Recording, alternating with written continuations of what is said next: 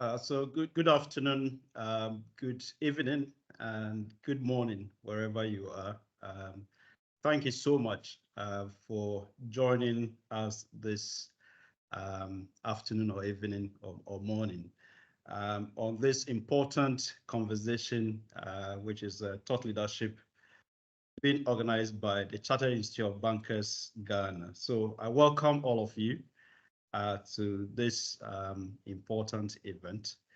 Uh, we do hope that at the end of the session, we will all, get value that would enhance our careers, certainly our businesses and our communities.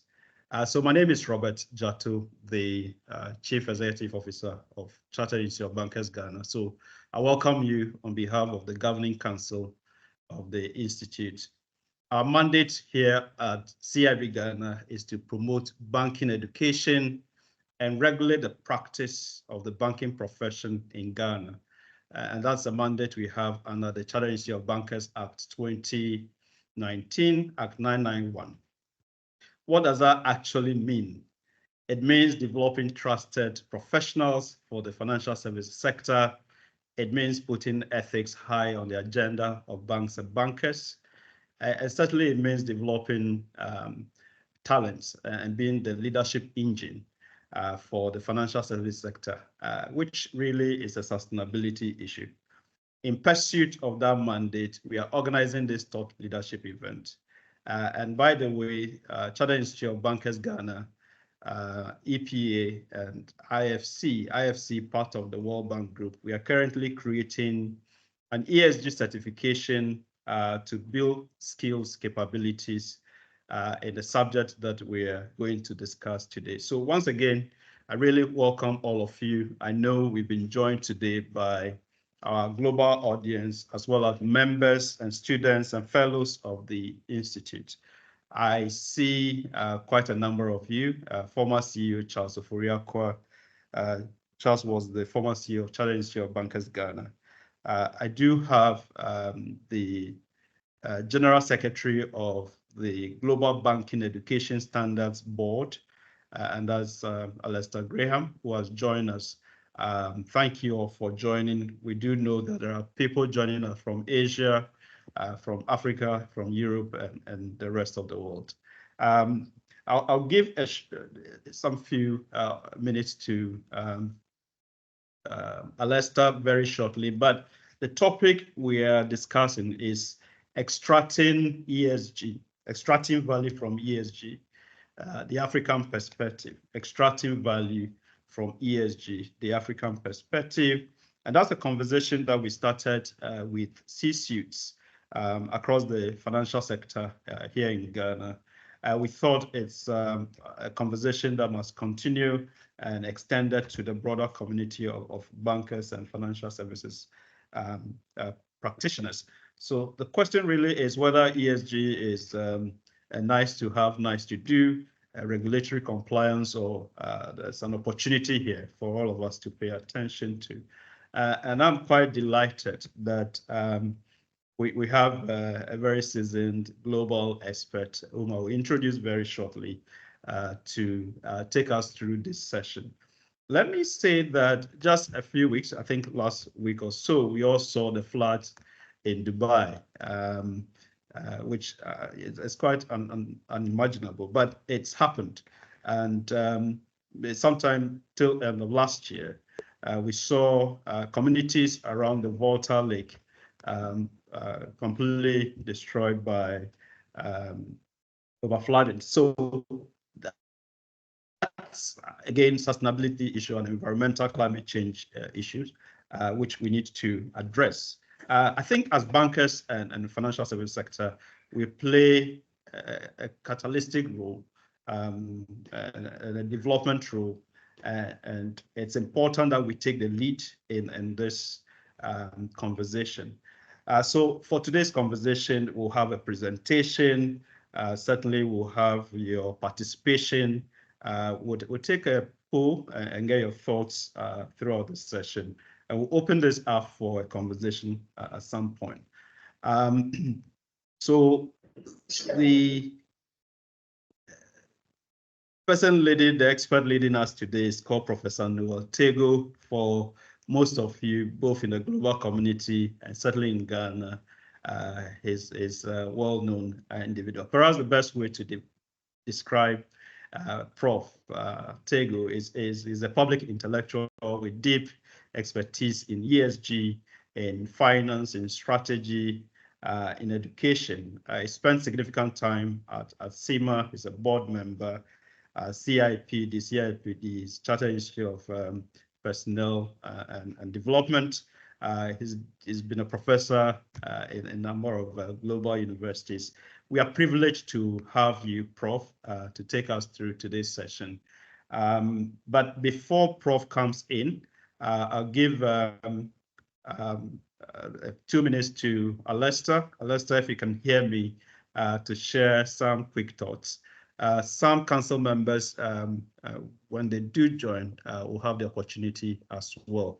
But once again, thank you all for coming. Alester, please, you have the floor. Yes, good afternoon, everyone. As Robert said, I'm Alistair Graham from the Global Banking Education Standards Board. I encourage these sorts of events because they're very important to bankers globally, not just to African banks, but to banks, as I said, all over the world.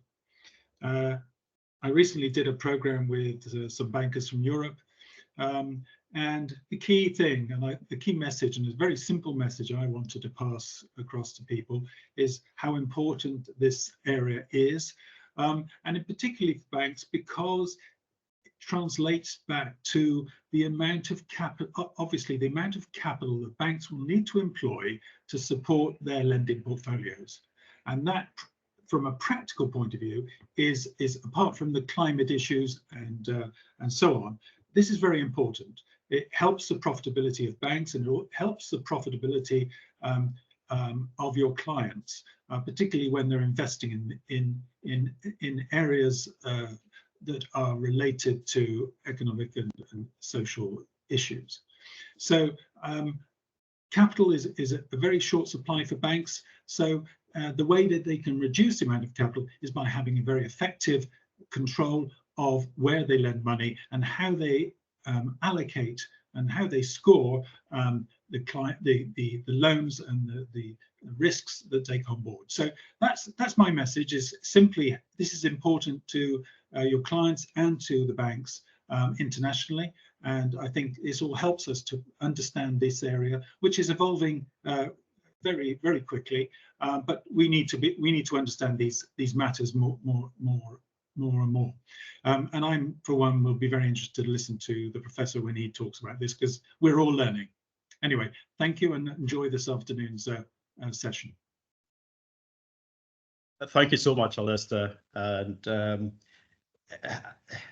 that this has significant capital allocation and implications, I think sets the tone for a very insightful conversation that we are about to have, being hosted by Chartered Institute of Bankers Ghana.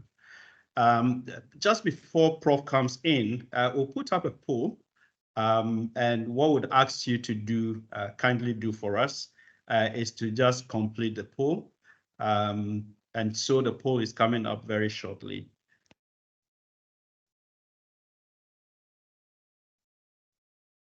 Now.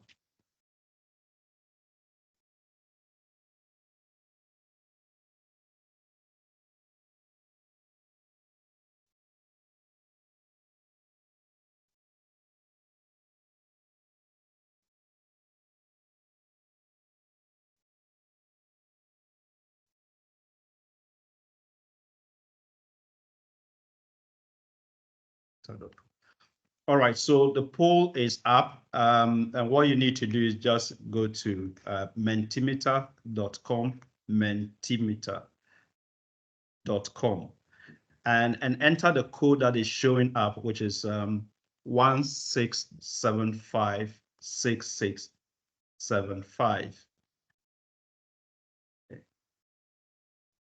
And the question really is, in your view, how important is environmental, social, and governance, ESG? So again, go to Google and just type in menti, enter.com.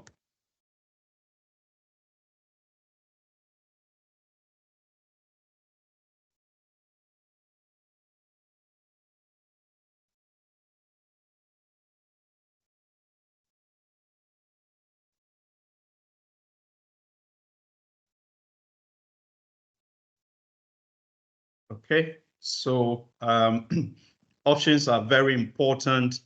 B, important. C, somewhat important. And then D, not important. I would encourage as many of you to complete this for us. Menti.com, and then enter the code, which is 16756675.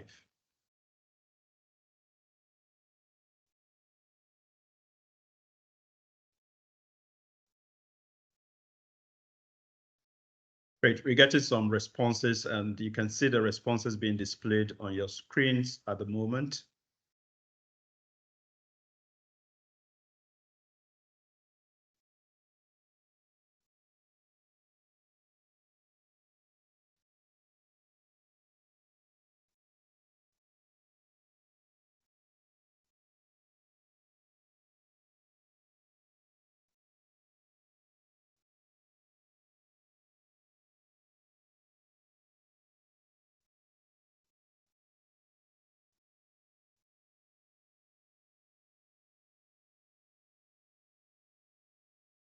Great. So I think it's interesting what we are seeing. A lot more people think that ESG is very, very important. We're going to move on to the next question pretty shortly, but you can continue to complete this one for those who haven't completed yet. So we're putting up the second question on your screen pretty shortly. And again, it's menti.com. And the same code.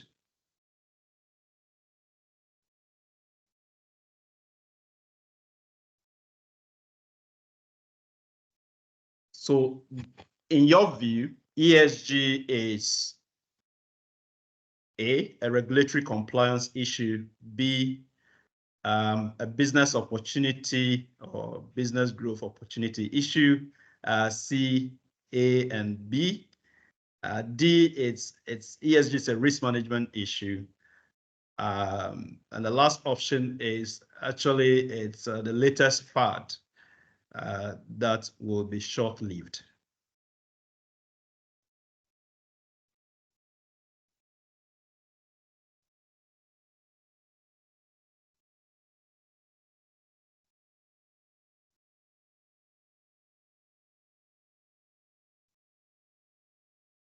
We're getting some very, very interesting responses, and thank you for completing this. I would encourage as many people as possible to express your thoughts on this.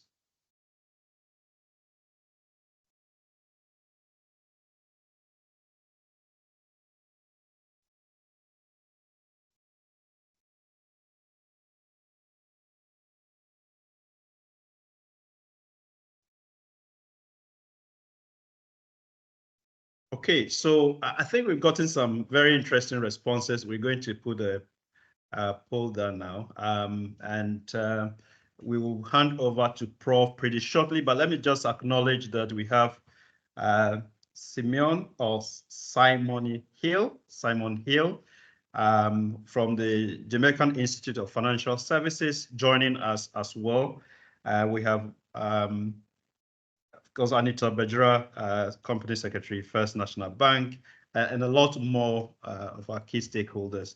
And remember, this program, although hosted by Chartered Institute of Bankers Ghana, is actually open to our global community of sister institutes, Chartered Institute of Bankers and Financial Services across the world.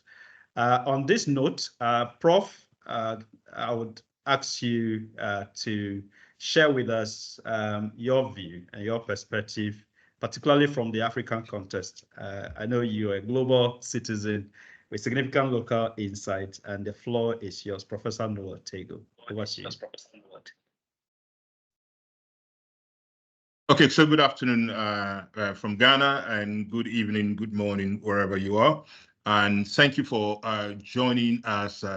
I'll put my camera off, and then I'll share my slide deck at the moment.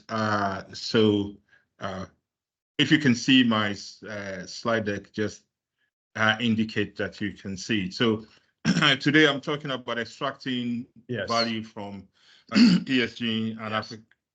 Thank you. An African perspective. And that is a very grand title. I would restrict myself to a Ghanaian perspective, hoping that the Ghanaian perspective is representative of the African perspective. And I cannot talk about all of the broad issues related to this, simply because I have given myself roughly 45 minutes to go through the slide deck. So I'm now going to show you a series of slides that for me captures the essence of what we are facing now. So this is part of the Amazon forest in 2009. That's what it looks like in 2019. This is one of the rivers in Ghana, and this is what it looks like after illegal mining activities have been conducted in Ghana. This is a spillage of the overflow of one of the hydroelectric dams in Ghana, the Kosombo Dam, and the devastating impact it had on many, many villages and settlements within its catchment area. This is a picture of a mother and 4 children, and I leave you to make sense of what it is. And then, of course, you can see somebody lying on the floor with soldiers wielding truncheons and pulling him away outside without his permission. And for me, the pictures represent environmental degradation, extreme environmental degradation in some cases, but also extreme poverty and deprivation, and then finally, human rights abuse. And the question that arises really is that who is responsible for this? Robert, can you see my slide deck, please? Yes, I can see international community's response is. Okay, that's a slide fantastic. showing up.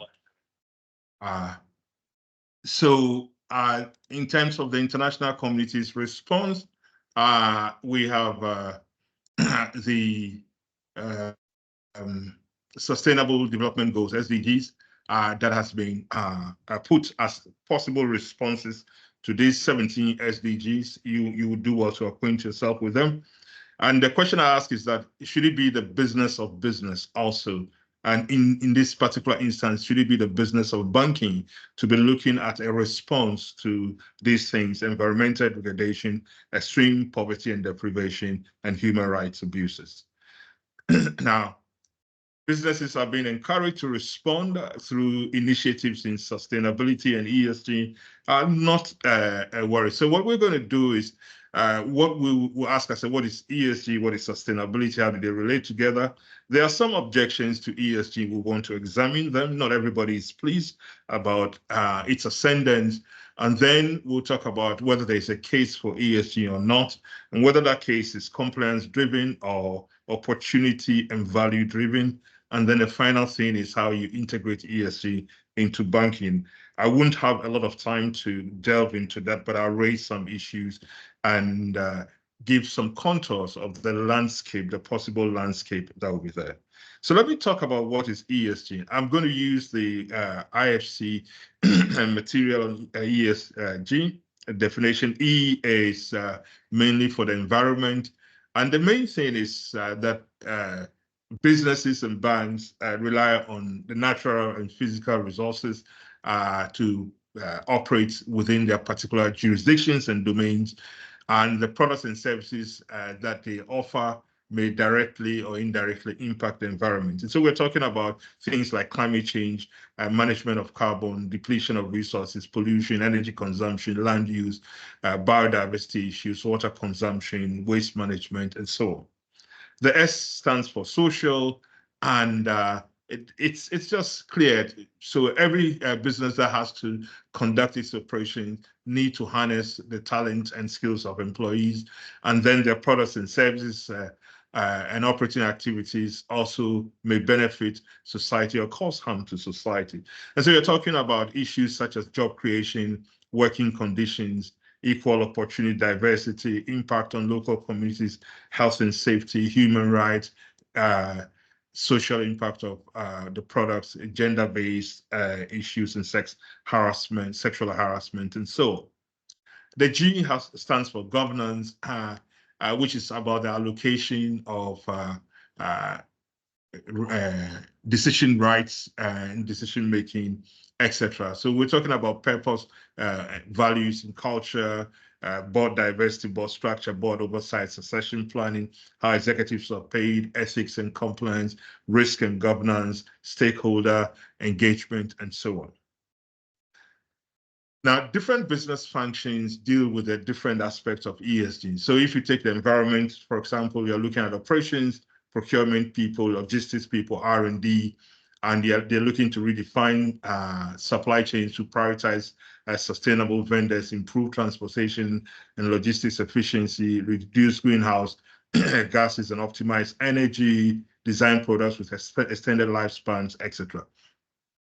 The S is normally taken care of by the HR departments, corporate social responsibility and marketing and quality assurance, people interested in sourcing. And the main things is maintaining diversity and inclusion, ensure that there is work-life balance, reduce risk associated with the product use so that consumers are protected, empower corporate citizenship for the entire organization, and ensure that workers are protected and they are safe through strong policies against forced labor and child labor.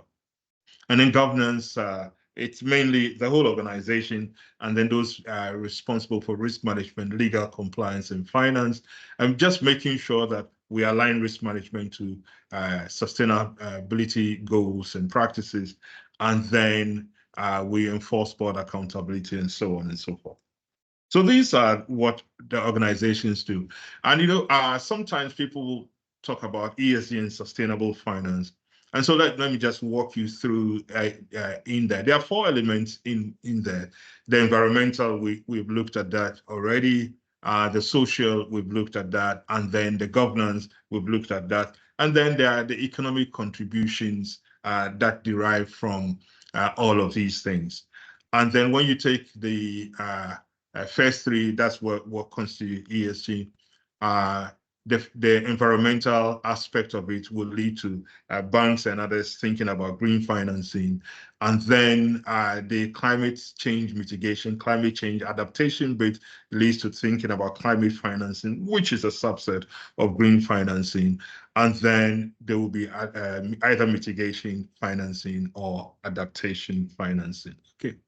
And the guiding principle is to create shared value for all stakeholders and not only maximize shareholder value. We are coming away from a regime and an era where people only talked about maximizing shareholder value. And now we are talking about creating shared value. So there's a stakeholder perspective that is beginning to take hold. It is not taking hold fully, as we'll see from the backlash and the objections that have been raised.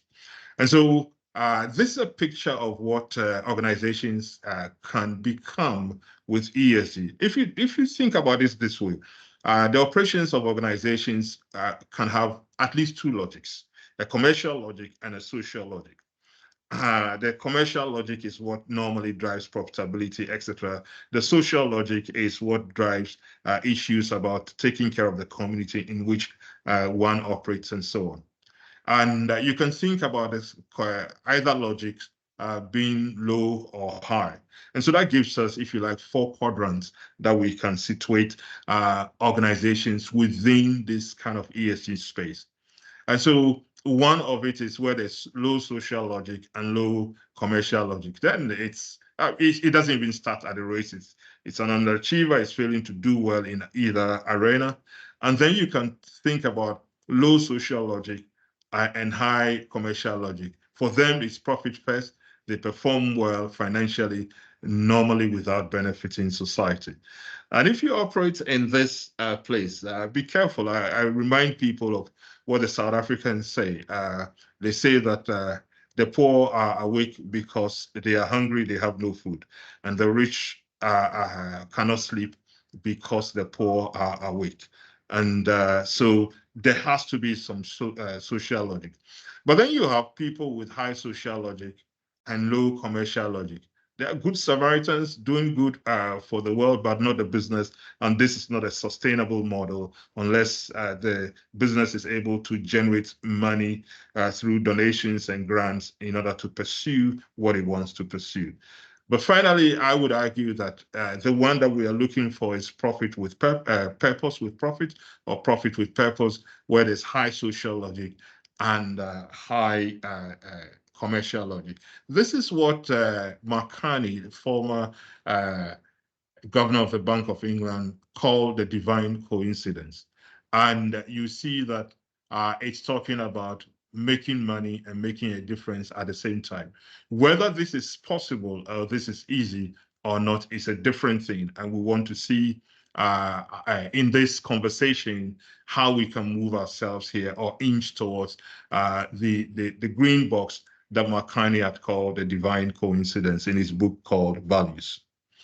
So a few trends and issues in terms of that. If you look at the world at the moment, we got 33 countries, in fact, in Africa, including Ghana, have launched sustainable finance frameworks. As of 2021, green bond market had reached $1 trillion US, and this is not Ghana, by the way. In Ghana, the government of Ghana issued an inaugural bond of $42 million. There's a lot more to be done. There have been sustainable indices that benchmark the performance of companies and so on. Institutional investors, etc., are moving into funding sustainable development and also sustainable firms that are moving from transitioning into sustainable activities.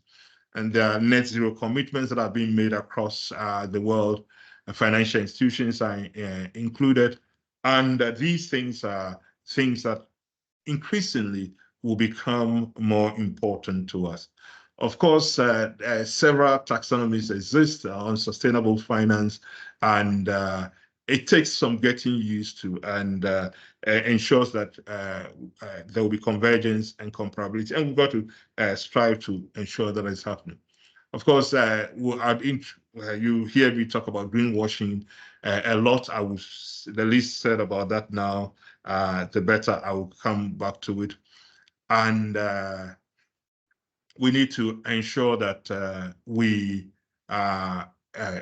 as finance people are actively involved in transition finance, to move people from high carbon or heavy carbon use to low carbon use, etc.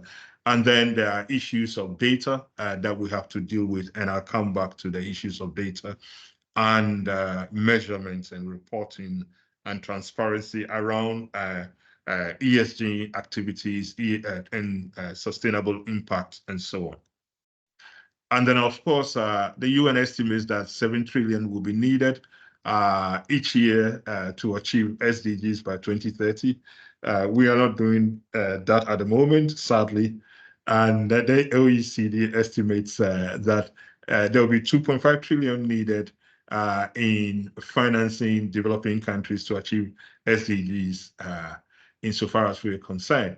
Now, to give you a sense of that, the whole GDP of Africa is about 2.7 trillion per annum. So we need much more than the GDP of Africa in financing the sustainability needs for each year, for developing countries. And then we according to Bloomberg, roughly 580 billion was arranged in 2022 for renewable energy and other environmentally responsible ventures. So essentially what we're saying is that, look, there's a lot of activities happening over there. And so as the question was asked,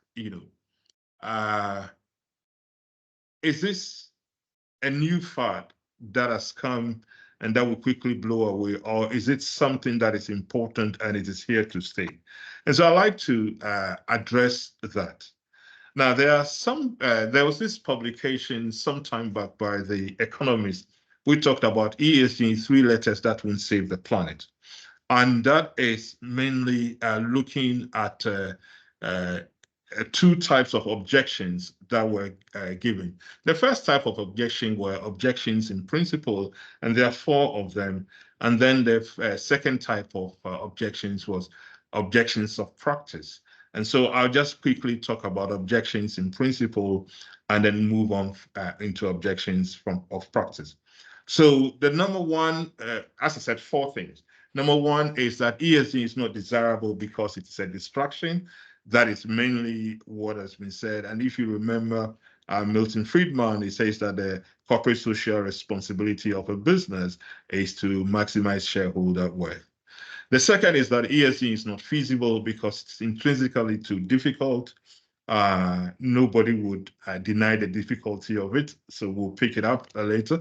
And then the third objection is that ESG cannot be measured practically, and would acknowledge that there are difficulties in measuring ESG, but really, are we saying that we cannot measure it practically?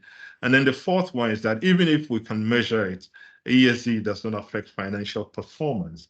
And this makes 2 main assumptions. Number one is that financial performance is the most important performance that organizations to pay attention to. And then secondly, we cannot trace even correlations, if not causality, between ESG and financial performance. Now, so let me just say a few things about the context of the objections, what objections are seeking to say. You see, in any business that you run, there are 3 things that you're seeking to do.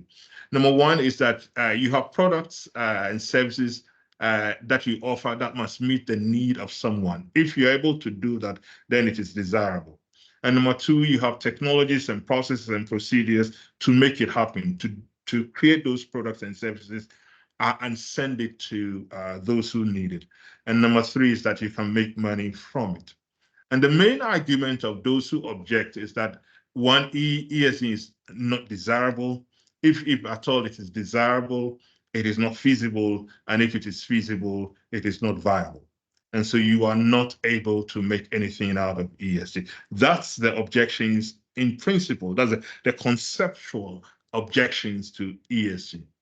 And so, as I said, ESG is not desirable, it's not feasible, it is not viable. Now, then there are those who object to ESG, the practice of ESG. And this normally comes through the whole issue of greenwashing. And greenwashing is mainly when companies make misleading claims about their environmental credentials to get people interested. So you got on the one hand people saying this thing, forget about it. On the other hand, there are some people who are saying this thing is really very good. But you see, people can deceive you in terms of that. So they behave as if they're green and they are not green because they know that you are paying attention to that. And there are a number of ways that you can spot greenwashing. Once you get the slide deck, have a look at that. But mainly some of it is that people who use green sounding language, they will make irrelevant claims. They make big gestures that are badly thought out. A lot of the time, misleading numbers and percentages, and so on. And at the end of the day, greenwashing is all about misdirecting you so that, you know, how magicians will misdirect you and do something, it's the same thing that greenwashing is about. Let me give you an example,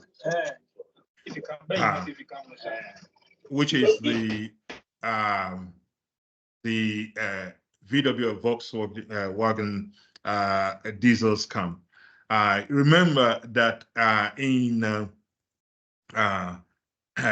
on 11th of September 2015, the Dow Jones Sustainability Indices scored VW 91 out of 100. So it was the leading firm in sustainability insofar as the Dow Jones Sustainability Index was concerned. And the Volkswagen Group then issued a press release on the back of this score and said that the Volkswagen Group is on the way to establishing itself long-term as the world's most sustainable automaker. And then just 1 week after that, the US Environmental Protection Agency accused Volkswagen Group of environmental deception on an unimaginable scale.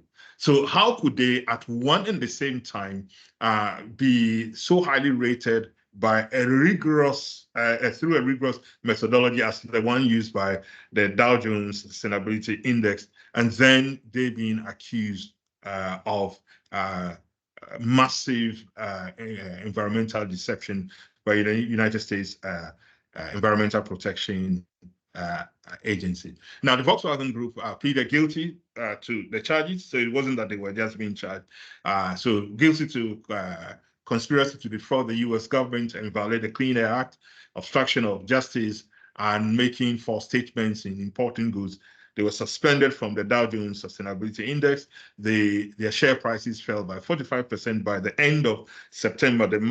In fact, after just about 2 weeks, the sales in the US fell by 25% by about 6 weeks on from the event. And then their credit rating also suffered because of the scale of the fraud that they were perpetrating. So that was that. And to make things worse, they became the butt of jokes. So VW Beetle now, if you catch the drift, Beetle is an animal, a small insect, and then VW stink bug, etc. Now, and not to talk about the fact that they paid huge fines across the world. So these are the people who are saying ESG. So there are two types of people. Some people say ESG is not good at all for us. Forget it. Some people are saying that ESG is good for us, but in practice, people can game the thing and deceive us. And so we think that we're investing in green companies. We are not, due to greenwashing. So let me say a few things about the case for ESG, and then I will move on to how you would integrate it into banking. So the first thing is answering the 4 objections. So it says ESG is not desirable because it's a distraction. I'd say that some key stakeholders of organizations desire ESG. And if we can demonstrate that, then at least we'd have overcome part of the first objection that we have. Number 2 is that ESG is not feasible because it's intrinsically too difficult. And I would argue that there are some technologies, there are some processes, but also there's a mindset that you can take to ESG that makes it feasible. And the argument is not that it is not difficult. The argument is that it can be feasible. And the range of feasibility is extending moment by moment, day by day, week in and week out, month in and month out. And then the 4th one is that ESG is not measurable, at least to any practicable degree. And then I argue that there are measures and measurement systems that are used in practice. They are not perfect, but we're making progress over there. And that one, I remind you of one of my favorite philosophers, Plato, who says that the pursuit of perfection is the enemy of progress. And therefore, I add to what Plato said that because of that, I would prioritize progress over perfection. So yes, it's not, certain aspects are measurable, certain aspects have difficulty in measuring, but we are making progress. And then the final one is that ESG does not affect financial performance. And I would seek to demonstrate that to some extent, ESG is able to affect financial performance. So let me take each one of them and then say a few things about that. So attacking the first one, which says that ESG is not desirable, it's a distraction.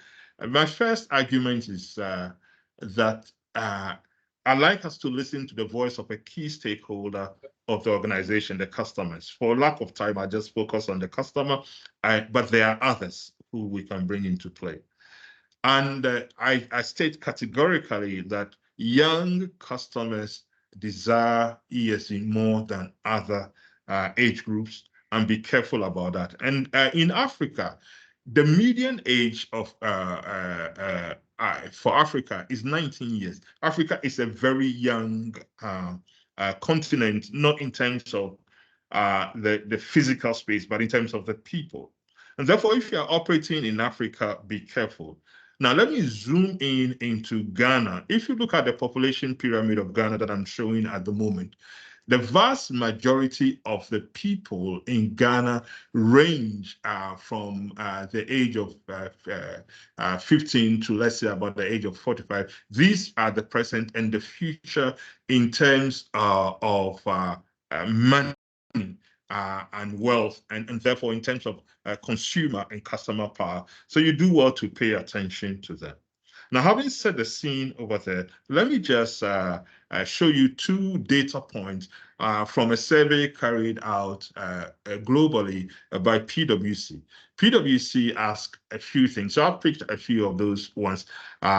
So you have people saying, I choose products with a traceable and transparent origin. This is an environmental issue in many respects, including carbon footprint. You find out that Gen Z, who are the much younger people, they 47% of them agree, but the young millennials, core millennials, and more mature millennials, for all of them, nearly 60% or over 60% of them agree with the statement. Now, if 60% of your customers agree with this statement and you are not paying attention to it, then you might be in trouble. The second one I draw your attention to is I buy from companies that are conscious and supportive of protecting the environment. Again, the key demographic that we are interested in, 60% or nearly 60% of them agree strongly with this particular statement.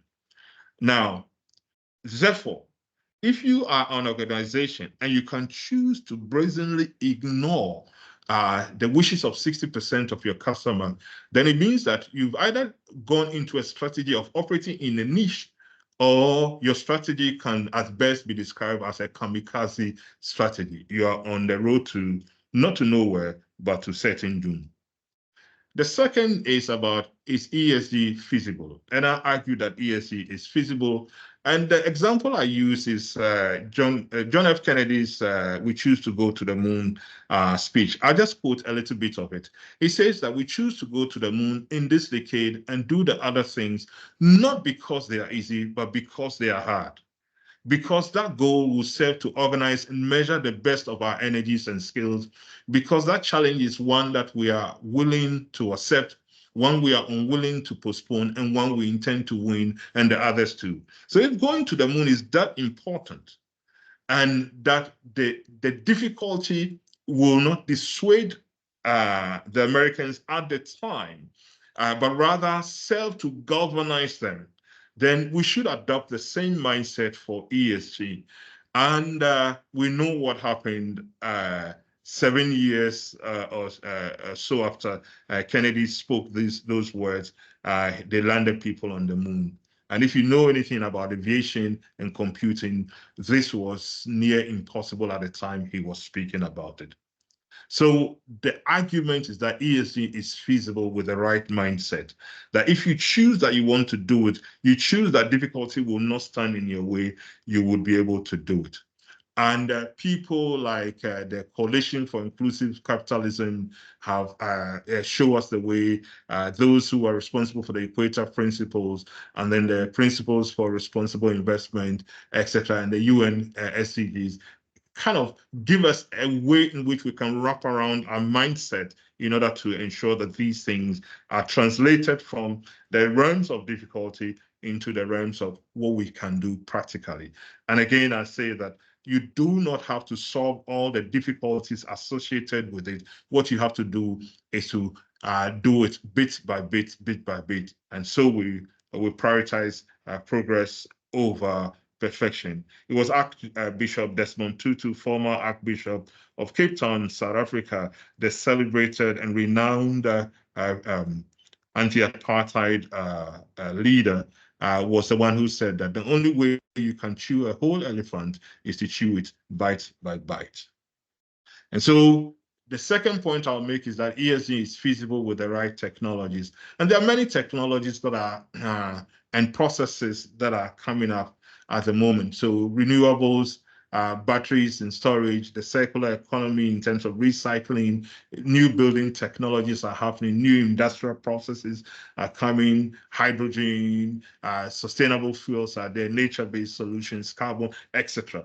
So there are technologies over there, and once you're willing to do something about it, then these technologies would help. And the technologies are developing in leaps and bounds, both in terms of their availability, but also in terms of their capability.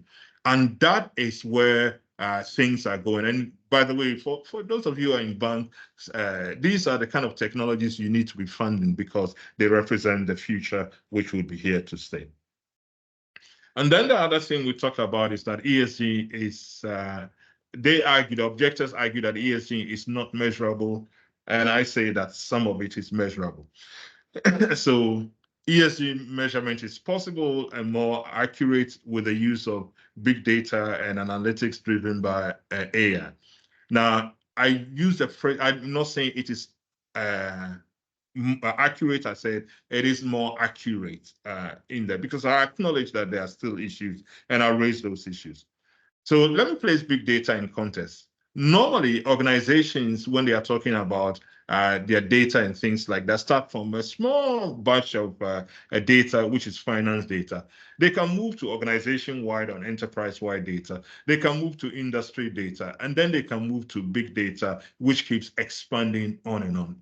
And within these areas, you can see structured data, unstructured data, etc., that can be captured in making sense of ESG and used within a certain measurement regime.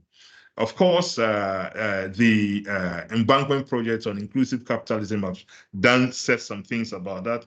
The International Financial Reporting Standards Organization, their sustainability wing, in 2022 in March issued exposure drafts, and now they have issued 2 sustainability standards. I'd say a few things about them later on when I come to them. So from the embankment project on inclusive capitalism, for example, they're talking about how to develop measures for talent, which is part of the S, and looking at innovation and consumer trends, that's also part of S, society and the environment, that's E, and then corporate governance, that is the G. So the thing I'm drawing your attention to is that work is being done to develop measures across these areas. They are not perfect, and sometimes some of them are downright woeful. But hey, that's the nature of the business. And as we come into it, get more knowledgeable about it, know how to handle a lot more data, and develop our measurement systems better, we'll be much better with it. And this is E&I, an example of how they are trying to capture their ESG activities. So you see they have something on the environment, they have something on social, they have something on governance. Again, I'm saying that this is not perfect, but it's a start. E&I is an oil company, and so you see that this example is very much oil and energy driven. And I argue also that ESG measurements can be difficult. And in my view, there are 6 main metrics that we use in measurement, or 6 main types of measures that we use in. There are input measures, those that are looking at the resource that you are allocating to a project or to an activity, and you kind of hope that if you give the right input and the right amount of input, then you come to the outcome and the impact you want. And then there are the activity metrics. So if you do the right thing, there's a right outcome that will come. And then there are the commitments that we make. So we make net zero commitments, etc. And we put those on our dashboards and so on. So there are targets and goals that we have set ourselves as nations, as organizations. Those things are happening at the time. And the importance is that they show us which issues are on the agenda of the company and what the company really cares about. And then, of course, there are output measures that are the tangible results of the products that you produce, or the result of the activities as a result of activities, and the focus is what you have delivered insofar as that is concerned. And then you have the outcome, which is, if you like, the immediate results or the immediate effects of the outputs that you have produced. And they look at the direct effect of the outputs that you have produced on a target audience or a target stakeholder group. And then there's the impact. Impact is just looking at change that has occurred, transformations that have occurred, but they are of a type that they are broader, they are long-term, and they are more systemic than outcomes. So they affect the whole system. And as you move towards the right side of your screen, it becomes more difficult because they are multifaceted, and their reality is underpinned by different things that are not often compatible, that compete with each other. But as you move towards the left, measurement is easier. So you find out that the preponderance of measurement is on input, activity, commitment, rather than on output, outcome, and impact. It's more the environmental bit that is across the range because it is easier to measure, simply because they are the results of physics and the sciences, which have perfected measurement systems, and they are more objective than anything else. If temperatures are rising, you know. If there's emissions, you know. If there's pollution, you know, and so on and so forth. But the more social bit and the more governance bit, we normally focus on the first three, and we are inching our way to the last three. Now it says ESG can be linked to financial performance. An assertion I'm saying it can be linked to. I'm not saying that it's not necessarily always linked. And I'll give you a few examples. It can aid top line growth. It can get you to reduce costs. It can help to deal with regulatory issues, particularly save you from the cost of non-compliance. And then there can be a productivity uplift where if you pay attention to your people, they'll do well for you. There's evidence in the literature that happens. And then it can lead to investment optimization, particularly where for those who are interested in allocating capital to ESG activities and so on. And for banks, for example, in Ghana, that is there are organizations in Ghana, and I believe across the world also there are organizations who are quite interested in investing in ESG related things, and often their cost of capital is lower than the average cost of capital for banks. And then this is an example of how ESG is used. This is from a COCO system, and this is how they have turned the turned the balance scorecard into an ESG related metric. So everything comes up to the financial perspective, as in the normal balance scorecard, but that speaks only to economic value. And then there's social value, and then there's environmental value also, so you can track them. If you need any help in doing that, I'm sure that Robert and Co can help you, but there's also literature that I can direct you to. And then if you look at institutional investors, such as the IIGCC, that's the Institutional Investors Group on Climate Change, they have also spoken highly of that. These are companies that have over 50 trillion assets under management. And this is what they're saying. Our mission is to support and enable the investment community in driving significant and real progress by 2030 towards a net zero and resilient future. This will be achieved through capital allocation decisions, stewardship, and successful engagement with companies, policymakers, and other investors. So this is really hitting the road.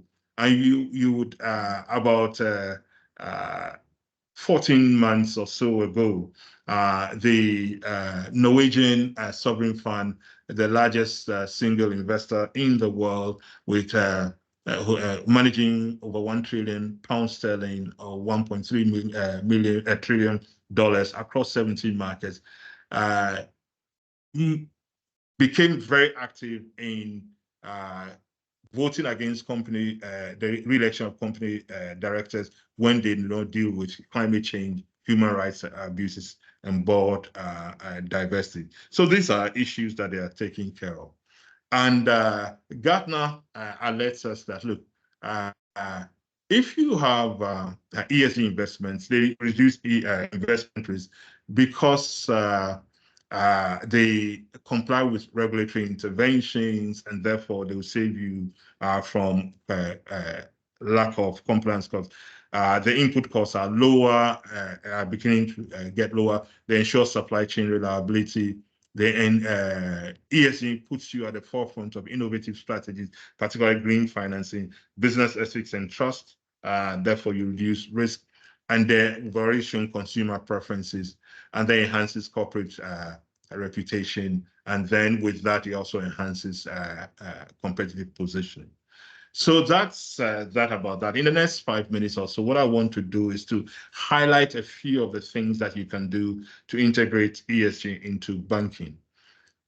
So this is a promise of ESG. So in this world, a lot of things are happening. Changes are happening.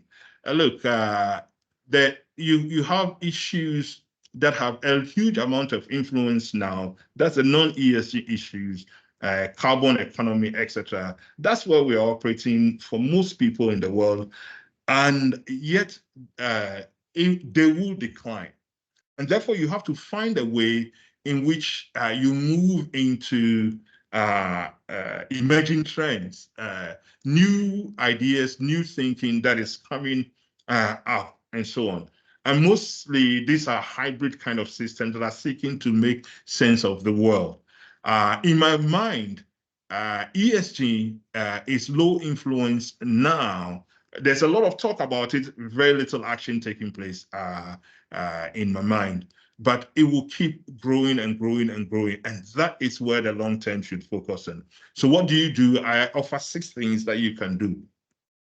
At the beginning, recognize the need to transition and tap into the decline of the current system. So if you can divest from the carbon industry, etc., and things like that, and pick up your cash and begin to invest in other areas, that's good. So once you divest, recognize the seeds of the future that exist today and fertilize them, and then create and invest in a transition that fosters collective imagination and experimentation. I'll talk about experimentation a lot. And then support the conditions for experimentation and action. So you're experimenting, you're taking action, and then imagine the futures and create the conditions to enable them. And all of those ones, you have to embed a strong culture of adaptation to it, because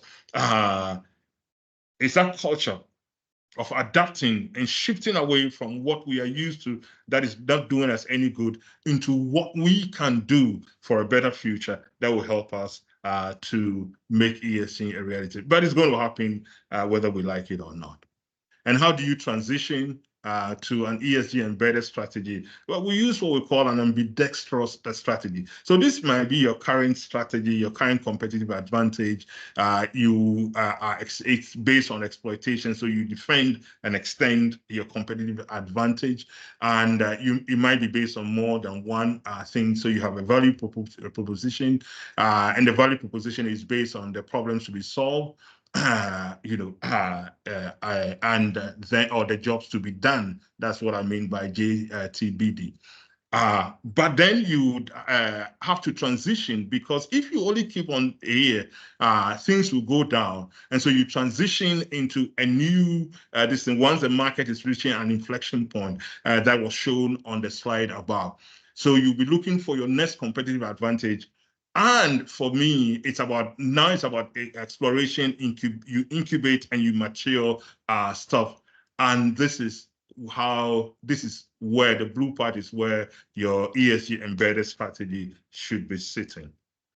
Now, the ESG revolution requires three things: a strategic reinvention for yourself, and then you transform your business. So it's not just adding something onto your business, but deep transformation, and then you report according to those deep transformation. And it's a process, not an outcome necessarily. So it's a journey, and the journey involves mapping who the stakeholders are and what they have at stake and how to deal with them, define what trade-offs are there, what you've got to do to be able to persuade people, and then you have to then measure and assess how you're doing. Then, as I said, embed ESG into everything that you're doing. It must become part of your DNA, and use ESG to engage and sharpen your strategy. That is what I mean by it's a process or a journey, not an outcome. And if you like, there's a kind of ambition, there's a maturity model that you can take. The first one is that, look, you can do a compliance-based ESG as a start. It's a risk mitigation thing, it's a do no harm stuff, but that's only the starting point. And then move on to make more substantial efforts on sustainability, mostly outside of your core business, and then move to next level ESG practice where you fully integrate ESG into your strategy and operations. Most organizations I know are on level 1, some are inching towards level 2, very few are at level 3. I'll leave this with you. So ESG really calls for different mindset.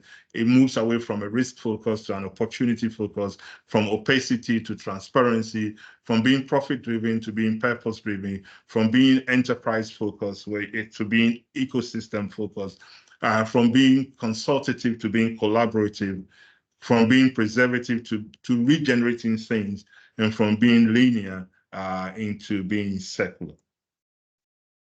Now, ESG requires that we tell credible and compelling stories. And so that, in my view, how do you tell compelling and credible stories about ESG? It starts with building and strengthening your internal controls around ESG activities, and developing the ability to measure ESG impact. And we have talked about that, how difficult it is.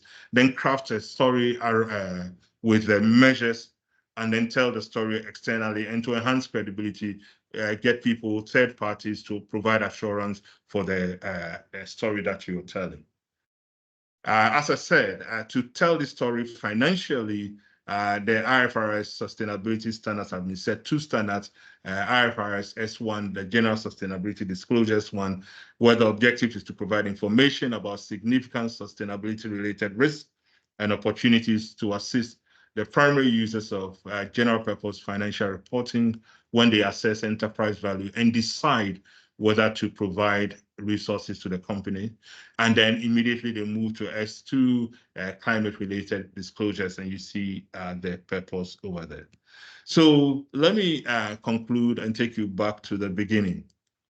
ESG, 3 letters that won't save the planet. Is that true? I would say it is not. And don't listen to me, listen to Charles Edmond, who is the CEO of an investment fund and is a co-chair of the Investor Leadership Network.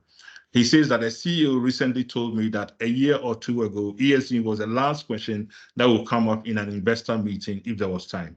Now those meetings start with that question. If you cannot if this doesn't move you, then I don't think anything will move you. So ESG is here to say, let's roll with it. And one of the things you can do to start rolling with it is to, in Ghana, enroll on the CIB Ghana, IFC, and EPA Sustainable Banking and Finance Certification. And I believe that they will walk you through how to embed this. So I hope that we have spent some useful time thinking about these issues. I kind of have gone over by about 3 minutes. Apologies for that. But I would hand back over to Robert, who is moderating, and I will yield to him at the moment, and then I can take questions or we can have a conversation. Robert, over to you. Sure. Thank you so much, Prof. That's rather insightful. It started from the Ghana perspective, but then brought in the global and what's happening around the world. I like the business logic, the commercial and the social logic to ESG, and your South African quote that the poor cannot sleep but because they are hungry, but the rich can't sleep because the poor are up. And ESG is really a profit with purpose, really. And for me, that's quite insightful. Is it desirable? Is it feasible? And is it viable? Those are rather deep, thought-provoking statements. We're going to. So thank you very much, Prof. Thank you so much. I think we'll open this up and maybe take some reactions, questions, comments, suggestions. And so if there's a hand up, I think there was a question earlier on, Prof. There was someone who said she was lost on your explanation of the S element of ESG. So maybe we can start from there. That if you can just explain the S element a bit more, that would be great. Okay, so the S element is just the people element of ESG. So anything that affects people, the health of people, the well-being of people. So you were talking about people being paid fair wages, anti-child labor, anti-slavery labor, and so on and so forth. So it's essentially the impact of our actions and the organization's products and services on people. That is the S part of it, and on society, generally speaking. Excellent. Thank you. I see quite a number of hands coming up. I would yield to Alistair Graham, who is the Global Secretary of the Global Banking Education Standards Board, or the General Secretary. So, Alistair, you have the floor, and after that, I'll go to Mr. Metal, Clifford Metal.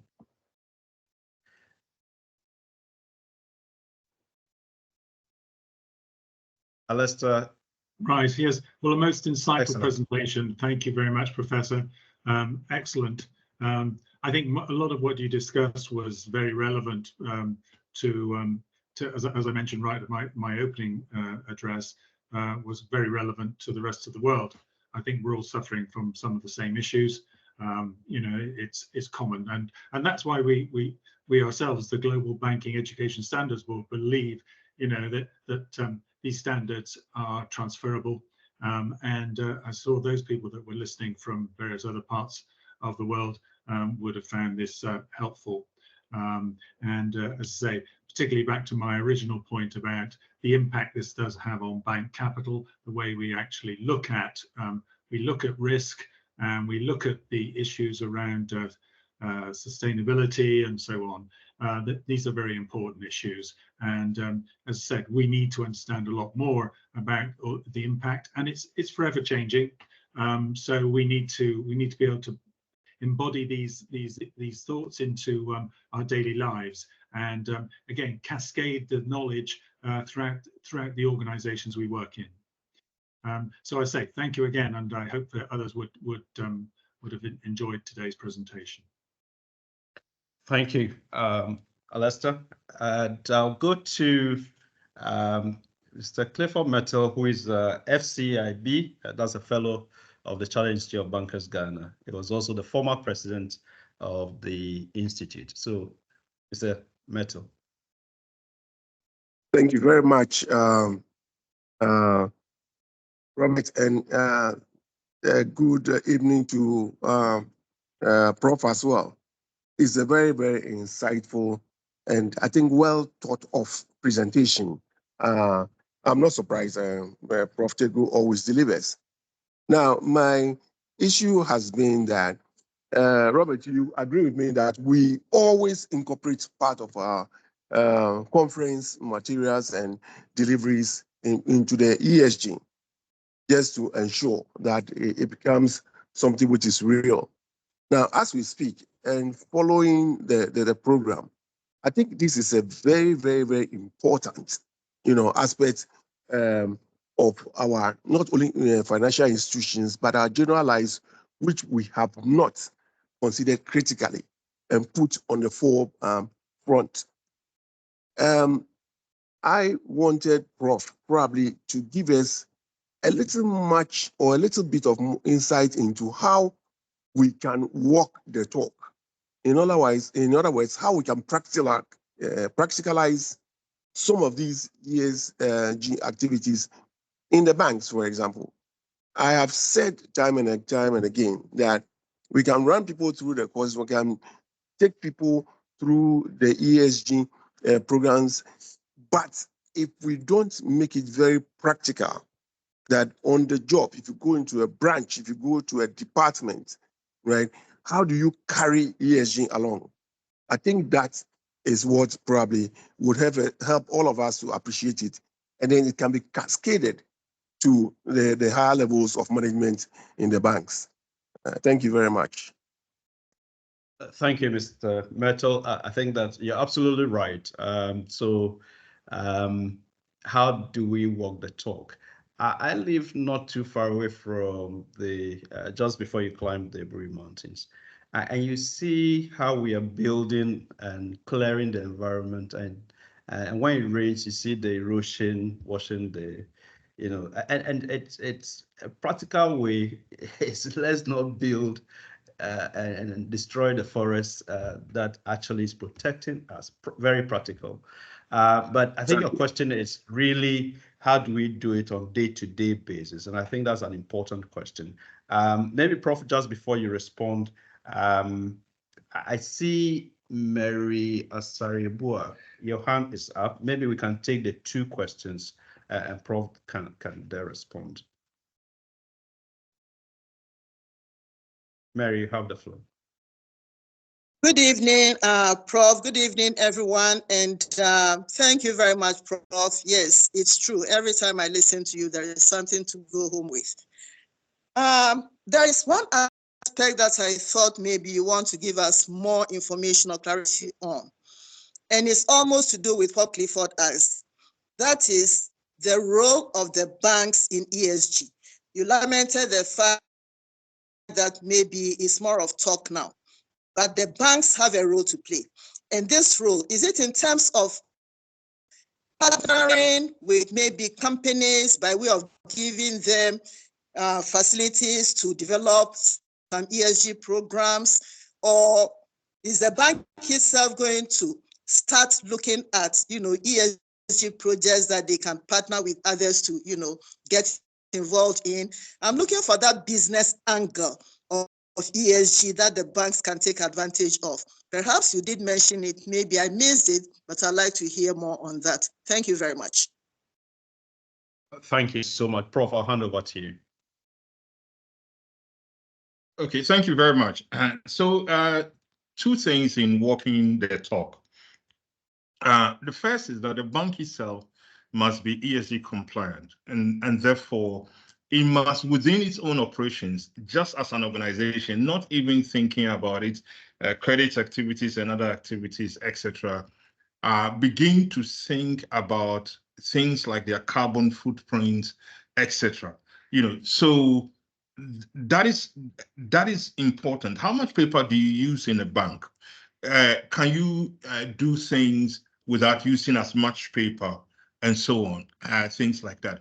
When you are building, are you building branches? If you are building branches, I mean, how how do you build the branches? I mean, how, in terms of the built environment, your own investment and use of the built environment, what are you doing over that?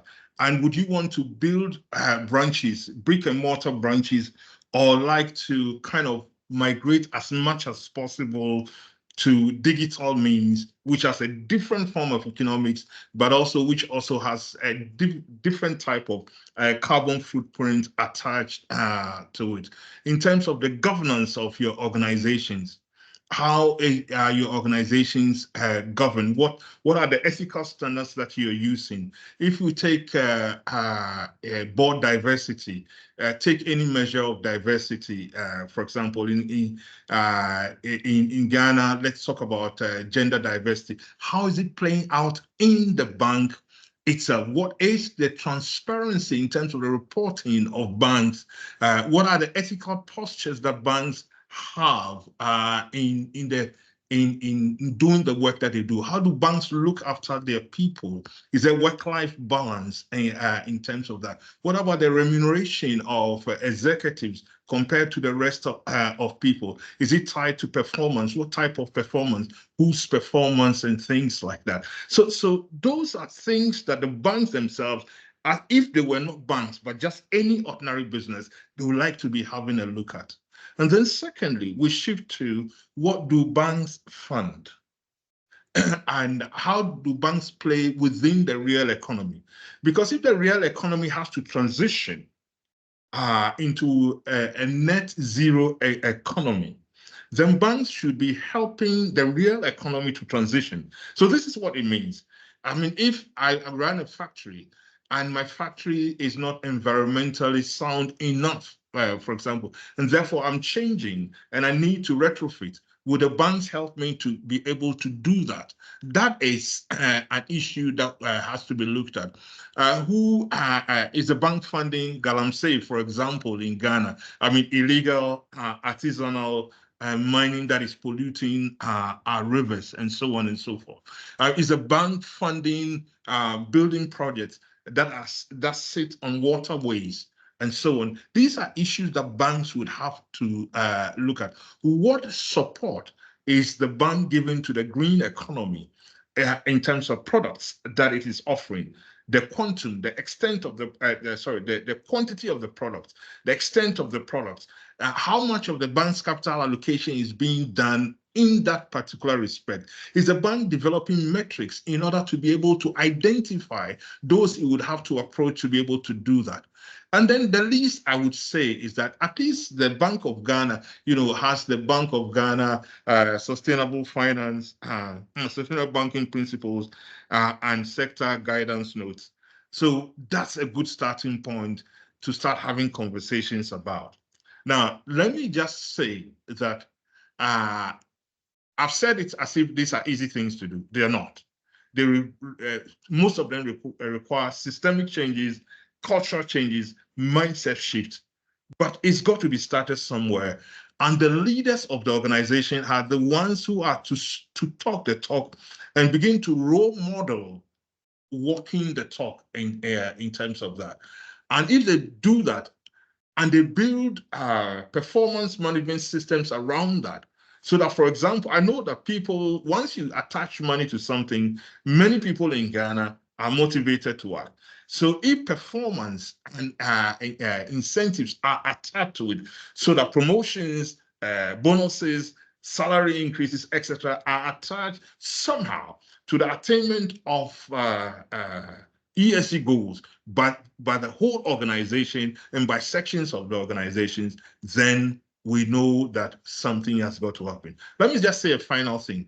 When the banks have their strategies, they shouldn't just do their strategy and then say, oh, we've forgotten ESG. Let's add something about ESG, slap that on top. Everything that the bank does, it should ask itself, does that sign off environmentally? Does that sign off on the people side? And does that sign off on the governance side? If it does, then its social logic will be strong. It's not cheating people. We've talked about the social side, for example, consumer protection. What do you do with customer complaints? What do you do with whistleblowing and things like that? All of these things have to find a place in the bank, and they've got to be rigorously policed, So that's what I have to say. If that is not practical enough for you, then I'm sorry, that's where my stuff ends. But I have walked the talk in terms of done these things themselves. And as I say, it's difficult, but it needs, the whole organization needs to put its strength and force to it, and stuff can happen. Thank you, Prof. I think thank you, more than enough. Thank you very much. All right, great. Talk about the ESG mindset and the sustainability mindset and the culture of the organization and how we actually drive ethics in the center of that. I think that's really very important. I do have a question here, and I see a few more hands up. About 4 different people have their hands up, but let me read this. And this is from David. He said, there is always the conversation of African development. However, there is a quote that says that if Africa is to develop as much as the West, the earth would be gone by now. So bearing that in mind, would we ever achieve SDG 1? SDG 1, I believe that's the UN Sustainable Development Goals 1, which is zero poverty, or if you like, end poverty in all its forms and everywhere, whether that is really achievable. But maybe we should add a few more questions to that so that, Prof, you can take them together. So far, well, Donatus Kuzume. I think Donatus Kuzume, you have your hands up, so please go first. All right. Good evening, and thank you, Robert. Thank you, Prof, for the opportunity. So my question has to do with financial flow in the space. And I want to find out, do we have a sense of the quantum of financial flows that are available to support the areas of SDG, say within Ghana and perhaps the sub-region? And in terms of product development, within the scope, whether we have some data available for Ghana particularly. And if the data is not direct, are there proxies that can use as estimates for the financial flow within the ESG space? These are my few thoughts around this series. Thank you. Thank you, Donatus. So we'll take one more. Let's go to Shaibu.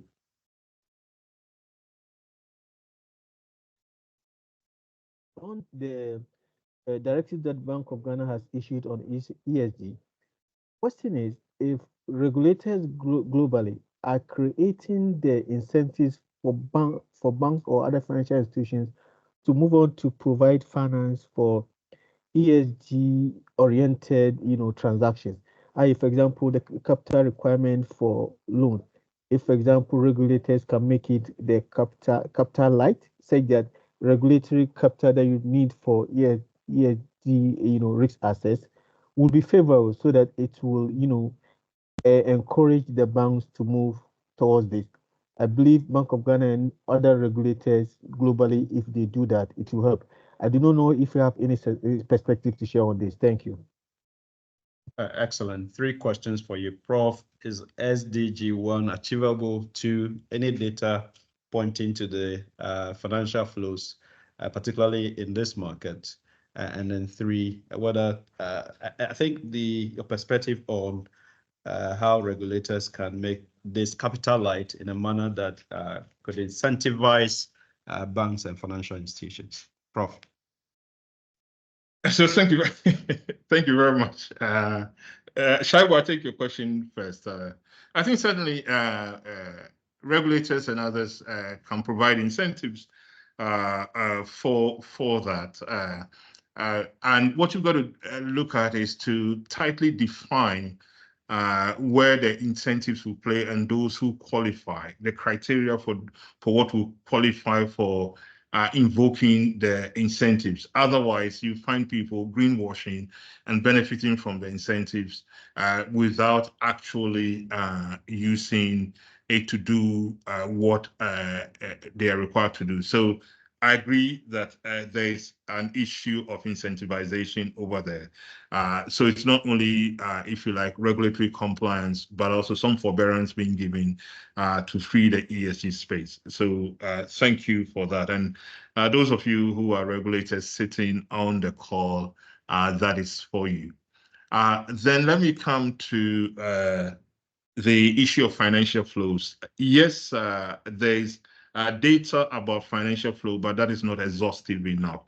So there's data about financial flows coming through official channels in support of ESG, and it's mainly the issue about adaptation and mitigation commitments that have been made by donor countries that are bringing money into Africa. It changes by the time, but it is woefully inadequate to the best of my knowledge now. They've not even achieved the commitments that they made under the various COP meetings. So there's that part of that. And then there is the financial flows from the financial markets themselves. So a range of things, ESG funds that play into Africa. So there are data centers for those ones. And in terms of the investments that is coming in there, I would say that again, compared to other flow of funds, it's not as much. But it could be more than we expect. And then there is the internal flows, financial flows from local capital markets, but also from the banking sector in support of transition and green economies. And there are data over there. The issue is about aggregating those types of data and not doing double counting, but also yes, let's put it that way. The issue is about aggregating them and beginning to report them, but they sit in different boxes, and people with different interests have a look at that. So that is the one what I can say for donors. David, I think SDG 1 can be achieved. Africa has great potential. I mean, I can say without any fear of contradiction that we have the most resources in the world. We have the most, the largest market in the world at the moment in terms of population, and for the future, we have what it takes to grow. I think that it's a matter of leadership, not only political leadership, but also business leadership and all forms of leadership across the board in Africa in seeking to address the challenges that we face. The other thing is also that we need a shift in the mindset, a mindset from dependence to a mindset of we are the masters of our destinies, and we can do what we choose to do with our destinies. And the third one is to demand, as a matter of right, a seat at the tables of governance across the world and use our resources as leverage over there. You can already see within the Francophone countries, particularly in the Sahelian region, that they are beginning to do things like that. How on earth could France take uranium and sell it at $200 per ton and give the countries $2 per ton, and then $198 goes to France? But these guys are beginning to reclaim that, and nothing. France has gone is dancing to that tune, because uranium is important for energy and energy transition, but also for weapons that France needs. And it's for Africans to do that. All I'm saying is really that we have what it takes in terms of resources. We have what it takes in terms of people and markets. All we need is the courage and conviction of leadership. And we need selfless leaders that think about Africa rather than themselves. And I'm not talking only political leadership, but I'm talking also about other forms of leadership. Let me end that with a quote from Martin Luther King Jr. when he talks about the fact that if you can't fly, walk. If you can't walk, crawl. Sorry, if you can't fly, run. If you can't run, walk. If you can't walk, crawl. But whatever it is that you are doing, just make sure that you are moving forward. And I think that if we did that in Africa, it will go well with us. There are examples in Africa where this is happening. Rwanda and other places have taken the bulls by the horn, and they are transforming their countries. And there's nothing special about Rwanda that they can do, that Ghana cannot do, that Nigeria cannot do, and that others cannot do. And indeed, a recent statement from these people, I think it was Goldman Sachs or one of the, or Morgan Stanley, one of the big investment banks. They project that in the next 30 to 40 years, Nigeria will become the 5th largest economy in the world if it gets its act right, because it has everything in place to move it to that extent. And at the moment, India is the 5th largest economy in the world, having displaced the UK from number 5 to number 6. India's population is about the same population as Africa, and we should be able to do that. Robert. Excellent, excellent. By all means, we must be moving forward. Thank you, Prof. I'll go to Sophia Kwam, and then there is David. I do have another question here, which I'll read out after Sophia and David. So, Sophia, over to you.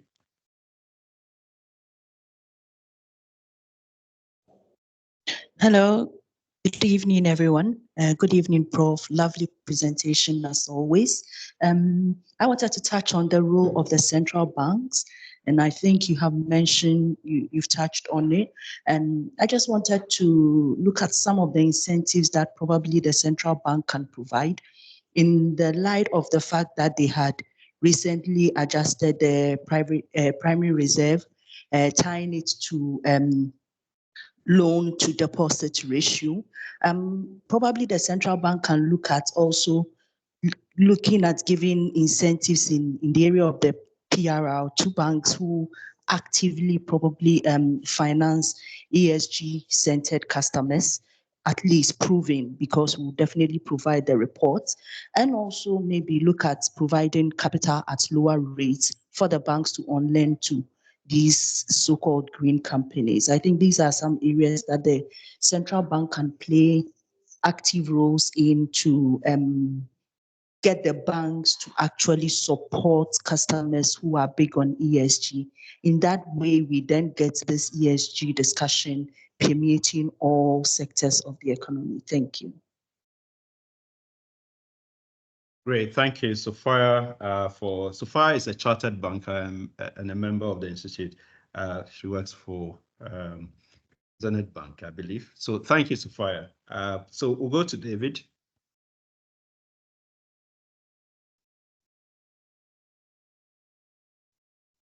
Hello. Hi, David. We can hear you. Okay. This is just a bit of clarity on the question I asked earlier. You know, like Prof rightly said, India is huge. India's population is just like Africa. We're huge. But the point I was trying to make is that there's a lot of industrialization, and for the lack of a better expression, depletion in the West.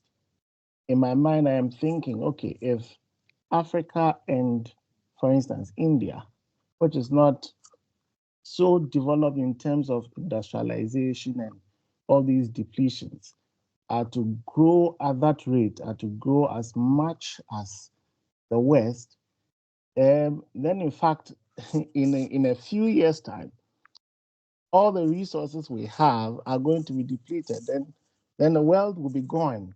Because if we are also going to do all those industrializations, all those high-rise buildings and all of that, that's affecting the earth, then I don't know what will happen to us in the next couple of years. So in my mind, I'm thinking, okay, how then do we achieve all of that vis-a-vis the SDG 1 goal of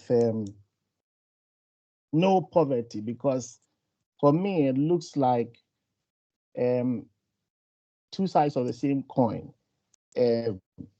Yeah, so that was what I was trying to find out. Sure. Thank you, David. I think you clarify your questions. Great. And thank you, Sophia, again, because I think between you and then someone who spoke earlier, you're making some suggestions that we should certainly share with the central bank. So thank you. Prof, I think you have the opportunity to respond, but let me just add this question from Dominic.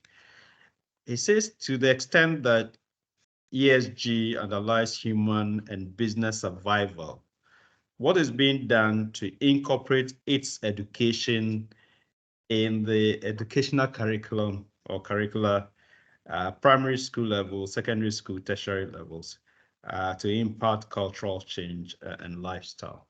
I think the educational element, whilst I can't speak to primary and secondary, at Chartered Institute of Bankers Ghana, again, ESG is important to us, apart from our main curriculum, in which you find it as a model, and it cuts across different subject areas. We also have, like I said at the start of this conversation, gone into a co-creation mode with the IFC, part of the World Bank Group, but also EPA. So we are creating a separate certification program to really drive this. And we do hope that banks and those on this call, to the extent that you can benefit from this, we encourage you to. We're working to some timelines which we'll share in due course. But Prof, you do have your set of questions, if you don't mind responding to them. And then we'll take the last set of questions before we wrap up this session. Prof. Okay, so thank you very much. David, I share your pain and things like that. But one of the things I'll say is that the development, if you look at how industry develops, the development trajectories are quite different. If once you move from industry 1.0 through to industry 4.0 and onwards, so the rate of depletion will not be the same as when you were developing in industry 1.0 or industry 2.0, etc., and things like that. So that gives me hope. Let me give you an example. When we had to deal with the financial inclusion in banks, if you use the model that the West used, it would be then to cite brick and mortar, branches across the whole place. That would be a depletion of huge resources. Africa leapfrogged that by using mobile money as an example to do that. So we did not go through the same rate of depletion in order to achieve huge leaps in financial inclusion in Africa. So I'm saying that it rests upon us to be innovative enough in order to be able to do some of the things that have been done without depleting resources to the same extent. So that is important. But having said that, there's a role for those who develop ahead of us and who depleted the Earth's resources to fund some of the development of Africa. And those are where the commitments for climate mitigation and climate adaptation have been made. And the financial flows should come in order to support Africa to grow using smart technology and transition properly to be able to do that. So that is what I'll say, David. And I'm not saying that is easy to do. I'm saying that the fact that it is difficult to do, shouldn't constitute an argument for abdicating doing it collectively. But I'm also saying that it's not only Africa's responsibility, it's the responsibility of others. Otherwise, the incentive for Africa to do something that is environmentally friendly for the whole world will not be there. So far, all I can say is that I agree with you. And so central banks and regulators, we have spoken to you. Dominic, I think education is important and core to the things that we do because it inculcates in us ways of thinking and ways of seeing the world, right from lower ages and things like that. So we have to do that. Look, I mean, in Africa, well, at least in my family, I know for most of you, we did the circular economy a long time ago before it became fashionable to do. We're always handing. I mean, I was the third child in the family, so things were always being handed over to me, and that was a circular economy in operation at a particular point in time. And Katamanto does some roaring trade in the circular economy area with regards to used clothing and other things like that. I say that in jest, but what it means is that we must be drawing our children's attention, and educational curricula should be looking at this right from primary school. How that is being done, I am not aware of at the moment. Nevertheless, I've interacted with a few children in Ghana who unfortunately, well, incidentally, not unfortunately, are schooling within the British system in Ghana. I mean, and so they, in the kind of text that they are looking at, they are looking at all of these things. I mean, they are talking about environmental issues, etc., across the world, to the mind of a 6-year-old, a 7-year-old, an 8-year-old. Unfortunately, I'm not clued in enough about our own basic education system and the curriculum that is being done over there. Let me just say one more thing in terms of the education. If we are going to get children to start thinking that way, we can teach them, but we should also walk the talk. That means that we should stop focusing on building brick and mortar schools as if that's the only thing that exists, and begin to digitize our education, because that is part of how we can widen access to education, both in terms of the quality of the education and the cost of education. And that is an S issue and a part of the people issue. But also we can use technology to bring down the cost of doing things. Why print textbooks when you can have what do you call it? Digital versions of that. And so we should just ensure that we are doing some of these things, and the children don't only learn them from the books, but they see it in action in the kind of things that they do. Given the constraints in time we have, that is what I have to say. But let me just conclude by saying that, look, this is not the end all of the conversations that we're having. We didn't start the conversation here ourselves, and others have started the conversation. We are continuing the stream of conversation, and the conversation can continue from this time onwards. And let me just have a slight dig at the Charter Institute of Bankers. Your examinations should move from paper-based to online examinations. That will be you walking the talk. Robert, I hand back to you. Thank you. What a nice way to hand back to me. Prof, that's why our current ethics certification program has been digitized. And thank you for actually making that point. Current curriculum, the new syllabus, we have leveraged ChatGPT to write the content. Of course, we then need to review that with some experts' skills. But the point is, perhaps we shouldn't be printing those books. We'll have to find a way of monetizing the digital versions of same. Thank you for for that. And like I said before, whether it's in education, finance, technology, Prof has a response. He's an expert in all those areas, including strategy. And I'm sure that's come through in this conversation thus far. Frank Boateng, your hand has been up for a while.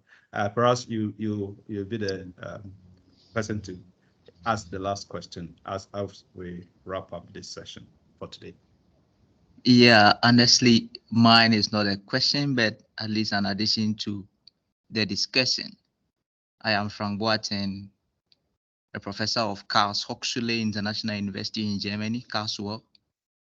Prof did talked about doing things bit by bit. For example, if banks try to incorporate only the E aspect of the ESG, which relates to the SDG goal 7, the use of renewable source of energy in their operations, at least in the short term, although it will affect the profit of the banks, but in the medium to long term, I believe will contribute to at least the reduction of electricity bills and also the use of fuel empowering generators, especially in the era of unstable power supply. So honestly, banks in their meetings can try as much as possible to discuss some of these things with the management and also with the board of directors so that at least we do things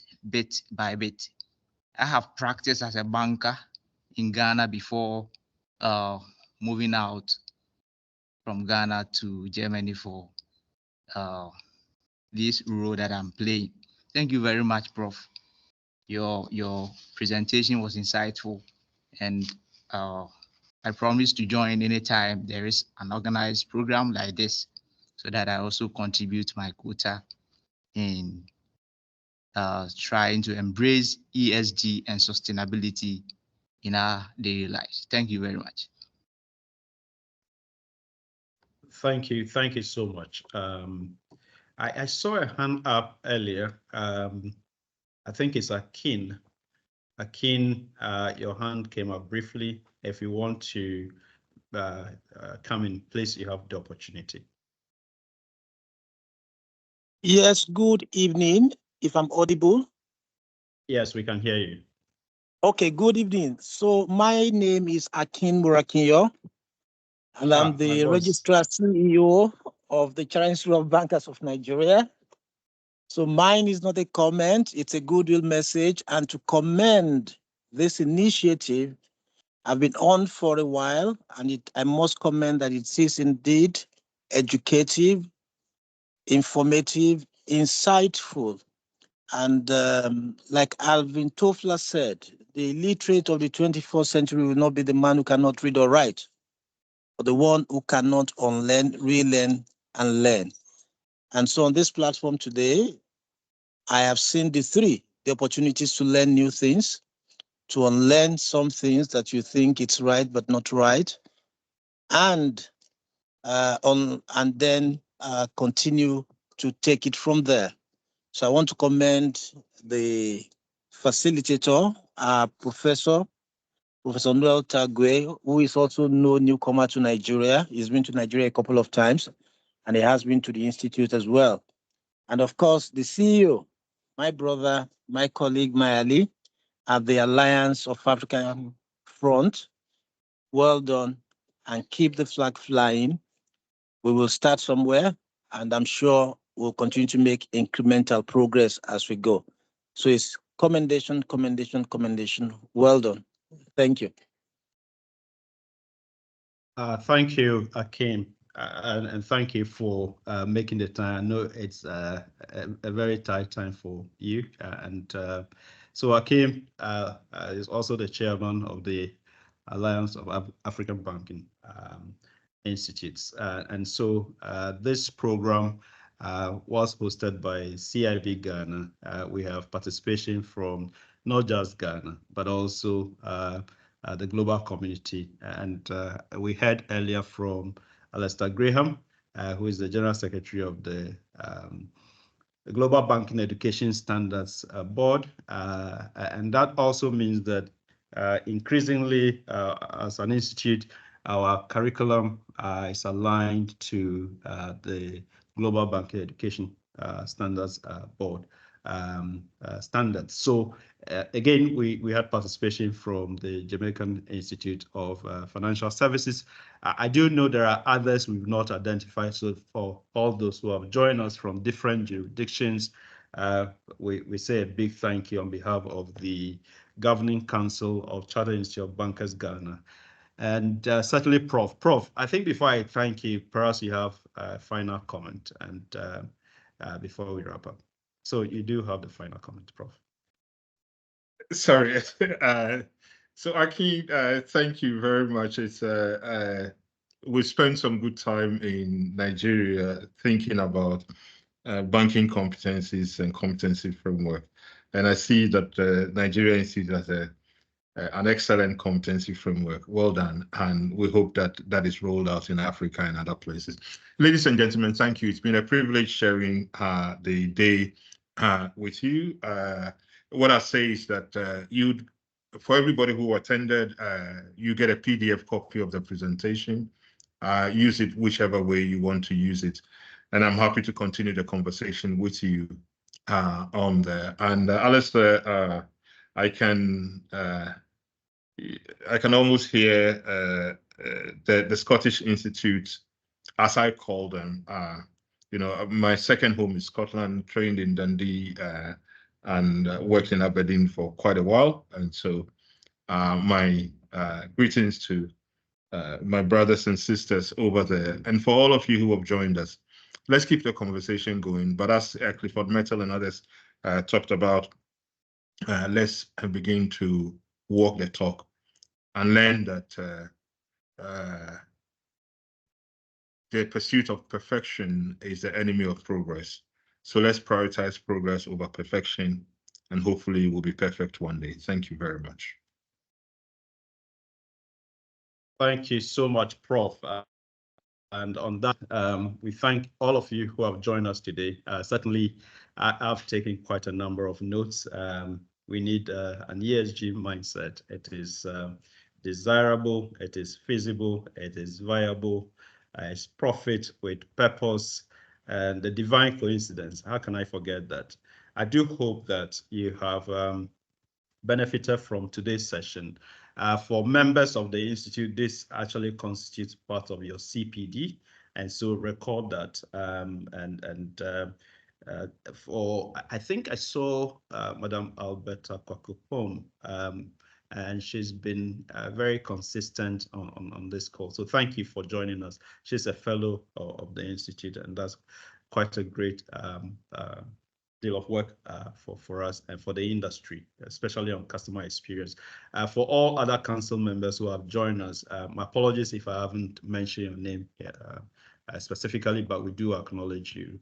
And to those who are members of the Institute, the ACIBs, the students and fellows, thank you so much. Again, as an institute, we are on a journey. Our mandate is to promote banking education and regulate the practice of banking. And this session is a thought leadership, but in pursuit of that. Yes, it may not be perfect, like Prof said, the pursuit of perfection is the enemy of progress. And so we'll continue to improve upon what we do. We will share, we do have your contacts. So we'll share a feedback form so that you can give us feedback in terms of how we can improve and enhance our thought leadership events. So Alistair, General Secretary of GBEST, thank you. Akim, thank you for joining. I'm sure we'll catch up very shortly. But to all of you and to colleagues here at the Institute, Patrick, Justice, Nolan, and all the others, we're extremely grateful for your support. So once again, thank you. If you're driving, please drive safely. Wherever you are, please stay safe, and let's make ESG one that we think about, but most importantly, we act on. Thank you. My name is Robert Jato, the Chief Servant of the Chartered Institute of Bankers Ghana. Thank you very much. Have a great evening or good morning, wherever you are. Bye-bye for now. Bye. Thank you, Robert. Bye. Thank you. Thank you, Bye. Robert. Bye. Thank you. Bye. Thank you.